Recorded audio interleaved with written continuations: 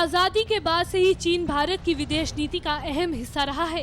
भारत और चीन के बीच लगभग 3,500 किलोमीटर की सीमा रेखा है।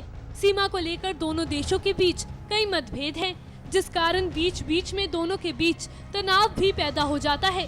भारत चीन के बीच जब भी तनाव पैदा होता है तो पंचशील सिद्धांत की बात जरूर आती है, और जब पंचशील सिद्धांत की बात होती है तो इसे नेहरू की सबसे बड़ी भूल करार दिया जाता है।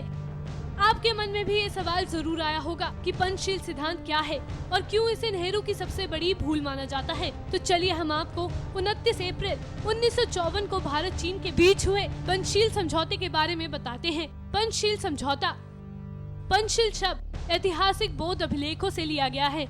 बौद्ध अभिलेखों में भिक्षुओं के व्यवहार को निर्धारित करने के लिए पंचशील नियम मिलते हैं।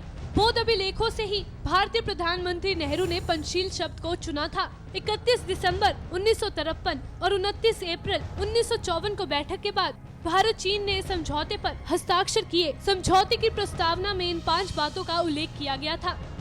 एक दूसरे की अखंडता और संप्रभुता का सम्मान, एक दूसरे पर आक्रमण न करना, एक दूसरे के आंतरिक मामलों में हस्तक्षेप नहीं करना, समान और परस्पर लाभकारी संबंध और शांतिपूर्ण सह अस्तित्व।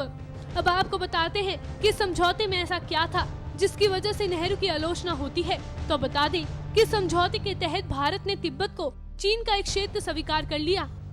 भारत को 1904 की एंग्लो तिब्बतन संधि के तहत तिब्बत के संबंध में जो अधिकार मिले थे, भारत ने वो सारे इस संधि के बाद छोड़ दिए। सवाल तभी उठने शुरू हो गए थे कि क्यों नेहरू ने तिब्बत को चीन क्षेत्र मानने के एवज में सभी सीमा विवादों को नहीं सुलझाया।